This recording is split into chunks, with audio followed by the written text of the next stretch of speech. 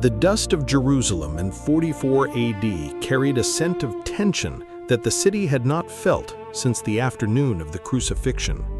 It was a landscape of uneasy alliances, where the golden robes of the Herodian dynasty clashed with the quiet, persistent growth of a movement that Rome could not yet categorize. In the heart of this volatile capital, a man stood as the primary target of a king's desperate need for domestic approval. He was not a soft-spoken mystic or a recluse hidden in the shadows of the temple. He was a son of thunder, a title bestowed by the Galilean carpenter himself.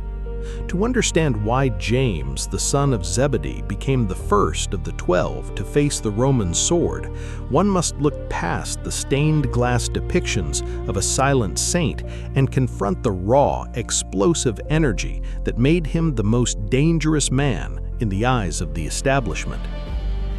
The year was a turning point for the early church, a moment when the initial wonder of the resurrection was being tested by the iron fist of political necessity. Herod Agrippa I, a man whose very existence was a masterclass in survival and political maneuvering, sat upon a throne that required the constant pacification of the religious elite. He was a king who understood that blood was the most effective currency for buying loyalty. As he looked out over the city, his eyes landed on the leaders of the way, and specifically on the man whose presence was as disruptive as a storm breaking over the Judean wilderness. James was not merely a follower, he was a pillar, a witness to the transfiguration, and a man whose voice carried the weight of the thunder Jesus had recognized in him years prior.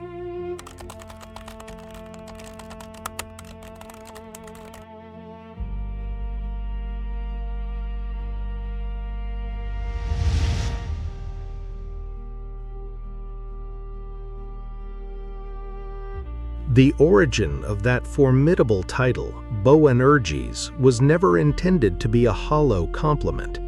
When Jesus looked at James and his brother John, he saw a fire that was both a weapon and a liability. This was the man who had once stood on the borders of a Samaritan village and offered to call down fire from heaven to consume those who rejected his master. It was an impetuosity born of a fierce, unyielding loyalty, a temperament that knew no middle ground. While others might have sought a diplomatic path through the religious tensions of Jerusalem, James operated with a celestial intensity that made him impossible to ignore. He was a man of the inner circle, one of the few who had seen the veil between worlds pulled back on the mountain, and that experience had burned away any fear of earthly consequences. Jerusalem in this era was a tinderbox of messianic expectations and Roman paranoia. The followers of Jesus were no longer a small, localized sect. They were a growing force that threatened the delicate balance of power Agrippa worked so hard to maintain. The king knew that to strike at the movement, he had to decapitate its leadership, starting with the most vocal and uncompromising figure among them. The arrest of James was not a random act of violence. It was a surgical strike against the thunder of the apostolic mission. The halls of the palace whispered of a man whose conviction was so contagious that even the soldiers tasked with his oversight were beginning to question the orders of the crown. The character of James is often overshadowed by the longevity of John or the leadership of Peter, yet in the first decade of the church, he was the embodiment of the movement's radical spirit. He was a fisherman who had traded his nets for a mission that required the total surrender of his life, and he pursued that mission with the same relentless focus he once used on the Sea of Galilee. There is a profound irony in the fact that the man who once sought a seat of power at the right hand of a kingdom was now being led into the darkest corners of a Roman prison. The ambition of his youth had been refined into a sacrificial resolve, turning a son of thunder into a martyr of the highest order. As the heavy doors of the dungeon closed, the political machinery of Jerusalem began to grind toward an inevitable conclusion. Herod Agrippa was not interested in a fair trial or a public debate. He was looking for an execution that would serve as a warning to anyone who dared to challenge the status quo. The silence of the prison cell stood in stark contrast to the storm that James had stirred throughout the city. Even in chains, the authority he possessed was palpable, a quiet confidence that came from knowing the end of his journey was not a defeat, but the fulfillment of a cup he had promised to drink. The thunder was not being silenced, it was being concentrated into a final, undeniable testimony. The legal proceedings were a mere formality, a shadow play designed to give the appearance of justice to a predetermined sentence. Agrippa sought the favor of the Judean leaders, and the head of James was the price he was willing to pay. History records that as James stood before his accusers, there was no plea for mercy, no attempt to soften the edges of the truth he had spent the last decade proclaiming. He was a man who had seen the resurrected Christ, and in the face of such a reality, the threats of a puppet king carried no weight. The air in the judgment hall was thick with the tension of a world trying to suppress a truth that it could no longer contain. A remarkable detail survives from the early centuries of the Church, preserved in the writings of Clement of Alexandria regarding the final moments of the apostles' trial. It is said that the man who had brought the charges against James, witnessing the unwavering courage and the supernatural peace of the prisoner, was suddenly struck by the weight of his own actions. In a moment that defied logic and self-preservation, the accuser was transformed into a believer. The thunder of James's conviction had struck the heart of his enemy, leading to a scene that would become legendary in the annals of faith. The accuser falling to his knees, confessing his new faith, and asking for forgiveness from the man he had sent to the sword. This sudden conversion was the ultimate testament to the power of the apostolic witness. James, moved by the man's repentance, leaned in and whispered a simple blessing, "Peace be with you." In that moment, the cycle of vengeance was broken and the mission of the 12 was vindicated. Both men were led away to the place of execution, an apostle and his former enemy walking side by side towards the same eternal horizon. It was a visual representation of the gospel's power to reconcile the irreconcilable, even in the shadow of the executioner's blade. The Son of Thunder was leading a soul into the kingdom at the very moment his own earthly life was being demanded. The execution was swift, a Roman sword ending the life of the first apostle to die for the name of Christ. It was 44 AD, and the church had lost one of its most powerful voices. Yet as the blade fell, it did not end the storm, it amplified it. The martyrdom of James sent a shockwave through the streets of Jerusalem and reached the ears of the other 11, who were now forced to realize that the cost of their mission would be paid in blood. The first to fall had set the standard for the rest, proving that the fire Jesus had seen in them could not be extinguished by the steel of Rome. The death of James was the moment the apostolic mission transitioned from a season of growth to a season of sacrifice.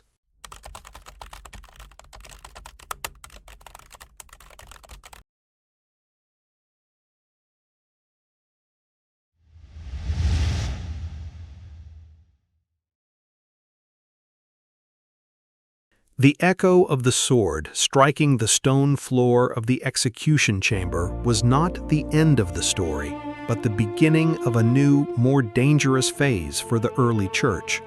Herod Agrippa I had achieved his immediate goal. He had pleased the traditionalists and demonstrated that the way was not untouchable. However, the death of James created a vacuum of leadership that was immediately filled by a sense of supernatural urgency. The remaining apostles were no longer merely teachers in a local synagogue. They were now the targets of a state-sponsored purge. The blood of the Son of Thunder had watered the soil of Jerusalem, and from that moment on, every word spoken by the 12 carried the weight of a death warrant. The transition from the era of miracles to the era of the martyrs was complete, and the movement began to brace itself for a global expansion fueled by the very violence intended to stop it. Agrippa's success with James emboldened him to take an even daring step, leading to the arrest of Peter. But the king had underestimated the spiritual resilience of a community that had just seen one of its pillars stand unfazed before the blade. The martyrdom of James had refined the church, stripping away the casual followers and leaving behind a core of believers who understood that their commitment was a matter of life and death. The thunder that Jesus had recognized in James was now manifesting as a collective roar within the underground meetings across the city. They were no longer afraid of the dark or the dungeon. They had seen the first of their own cross the threshold into eternity, and he had done so with a grace that made the Roman executioners look like they were the ones in bondage.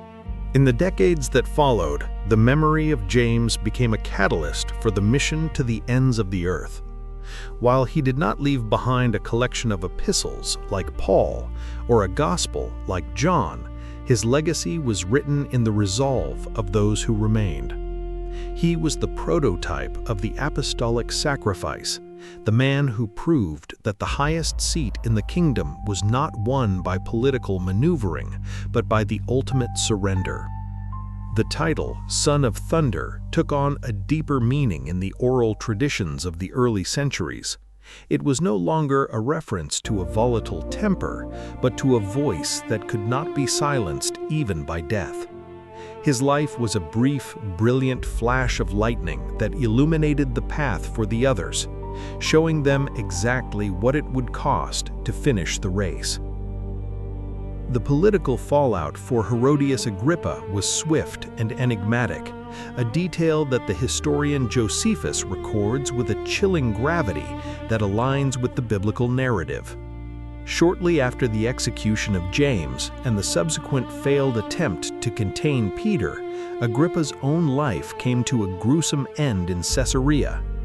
During a public festival, as the crowds hailed him as a god, the king was struck down by a sudden and agonizing illness. The man who had used his power to decapitate the leadership of the church was himself consumed by an internal decay. To the early Christians, the message was clear. Earthly kings might have the power to take a life, but they do not hold the keys to history. The Son of Thunder had been vindicated, not by a counter-revolution, but by a divine justice that operated far above the intrigues of the Judean court. Archaeology and tradition have sought the physical remembrance of this first martyr for centuries, leading to the complex history of his resting place. While Jerusalem was the site of his death, the narrative of James expanded across the Mediterranean, eventually anchoring itself in the far reaches of the Iberian Peninsula. The legend of Santiago de Compostela suggests that the influence of James was destined to travel further than his feet ever walked in life.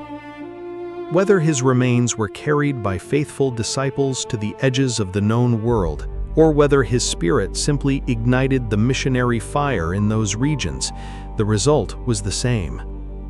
James became the patron of the pilgrim, the symbol of the believer who is always moving to a higher calling, regardless of the dangers that lie in wait. To look back at the Jerusalem of 44 AD is to see a city in the grip of a spiritual and political civil war. The execution of James was the opening volley in a conflict that would eventually lead to the total destruction of the city in 70 AD. but the church he helped build would outlast the stones of the temple. James represented the bridge between the old world of Jewish tradition and the new world of the global gospel. He was a son of the covenant who recognized that the promise had been fulfilled in the person of Jesus, and he was willing to die to ensure that this fulfillment was not buried in a Galilean grave.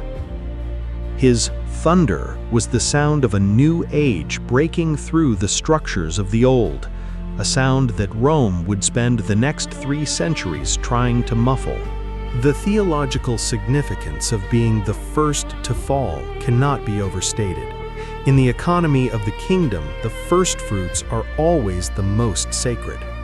By allowing the youngest and most impetuous of the inner circle to be the first to die, the narrative of the 12 was stripped of any illusions of earthly glory. It forced the remaining apostles to confront the reality that their primary role was to be witnesses, martyros, in the most literal sense of the word. James had drunk from the cup that Jesus drank, and in doing so, he had sanctified the path of martyrdom for every believer who would follow. He was the first piece to be moved on the divine chessboard of the first century, a move that seemed like a loss but was actually a strategic opening for the conquest of the Roman heart. The absence of James from the later chapters of the book of Acts creates a profound silence, yet it is a silence that speaks volumes.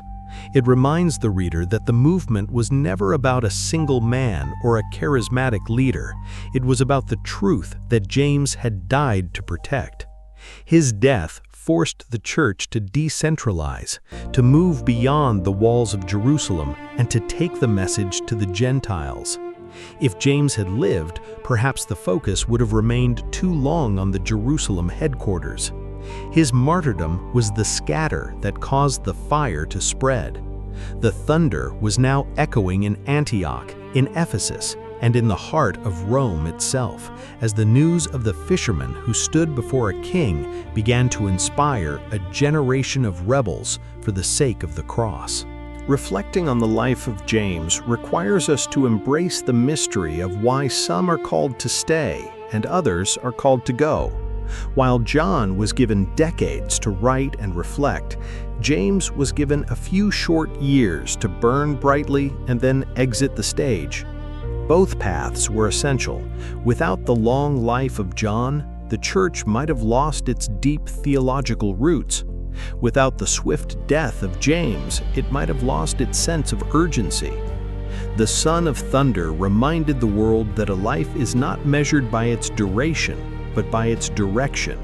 He lived with his eyes fixed on the horizon of the kingdom, and when the sword finally came, it was not an interruption of his work, but the final, perfect stroke of his testimony. As we examine the ruins of the Herodian palaces today, we find only dust and broken marble, but the name of the man Agrippa tried to erase is spoken in every language on the planet. The king thought he was making a statement by ending the life of James, but he was only providing the climax for a story he did not understand. The untold story of James is not just a tale of a brutal execution, it is a chronicle of a transformation. It is the story of how a man of fire and ambition became a man of peace and sacrifice. The thunder of James did not die in 44 AD. It was simply transferred into the DNA of the global church, ensuring that whenever the truth is threatened by the swords of an empire, the spirit of the first martyr will rise again to meet it.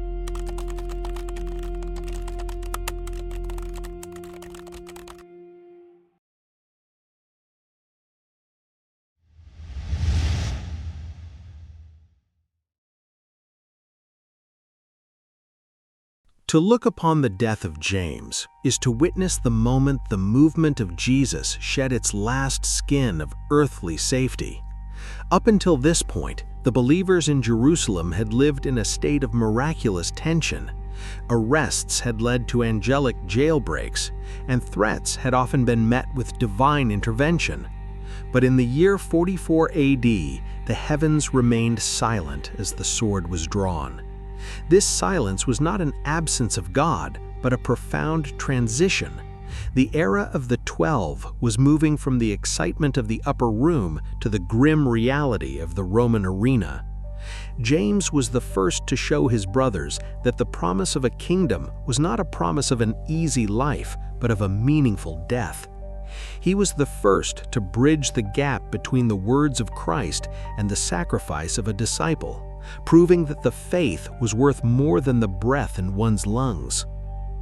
The atmosphere in Jerusalem following the execution was thick with a new kind of reverence. When the believers gathered in the shadows of the city after James was laid to rest, they were no longer looking at each other as mere companions. They were looking at men who were already walking among the dead.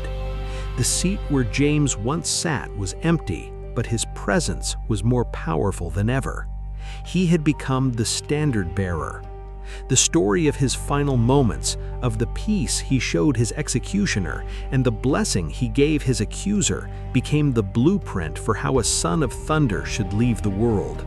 It wasn't about the volume of his voice anymore, but the depth of his character. He had demonstrated that the most powerful thing a person can do in the face of tyranny is to refuse to be afraid. Herod Agrippa, meanwhile, found that his victory was hollow. He had taken a head, but he had released a spirit. In his attempt to pacify the leaders of the city, he had accidentally created a hero whose story was far more infectious than his living presence could have ever been. The news of James's bravery traveled through the narrow alleys of the Jewish quarter and into the villas of the Roman officials. People began to ask what kind of man could look at a blade and see a doorway. They wanted to know the source of the thunder that didn't diminish when the storm arrived. James had effectively humanized the gospel, turning an abstract doctrine into a tangible act of courage that the common person could understand and admire. As the mission began to push beyond the borders of Judea, the legacy of James acted as a silent companion to the traveling apostles. When Peter stood before the Sanhedrin again, or when Paul entered the synagogues of Asia Minor, the ghost of James was in the room. His death had removed the fear of the unknown. The worst that the world could do had already been done to one of their best, and the movement had not collapsed, it had hardened. The apostles realized that if the fire could not be put out by the blood of the Son of Thunder, it could not be put out by anything. This realization gave them a supernatural boldness.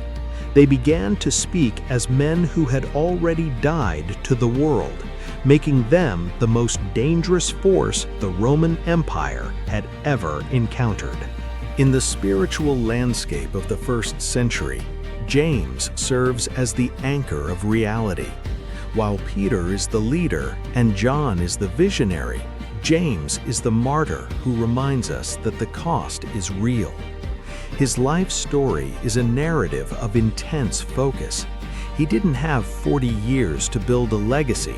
He had a few short years to make a mark that would last for eternity. He was like a flare sent up in the middle of a dark night, brief, blinding, and impossible to ignore. He showed that God's plan doesn't always involve a long life or a comfortable ending, but it always involves a specific divine purpose. For James, that purpose was to be the first to taste the cup and to show the others that the flavor was not of defeat, but of victory. The story of James also forces us to look at the thunder of his personality through a new lens. Throughout the years of following Jesus, James was often the one who wanted to take the lead, to be the most visible, to have the highest rank. But in the end, his greatness came from his ability to be the first to let go. The man who once wanted to call down fire from heaven became the man who allowed the fire of his own life to be offered up for the sake of others.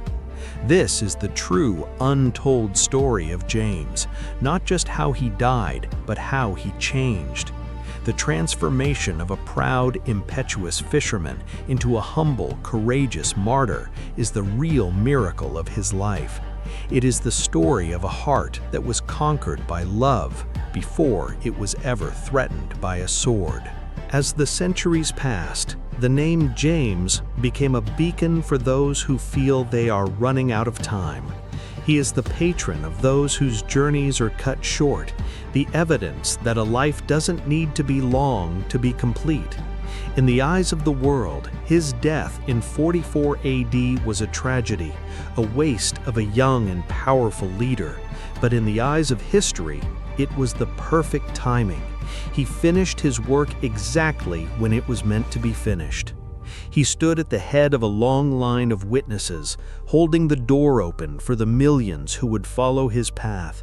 He proved that the Son of Thunder was not just a name Jesus gave him because he was loud, but because his impact would resonate through time like a rolling storm that never truly fades away. Today, when we look back at the beginning of the Apostolic Age, we see James as a figure of immense gravity.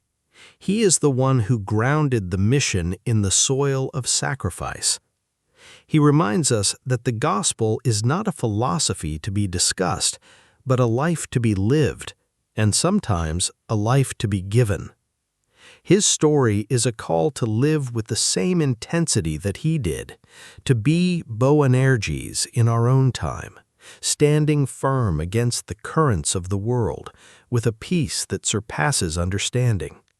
The thunder of James is still speaking, a low, powerful vibration beneath the surface of history, calling us to remember that the first to fall was the first to truly rise.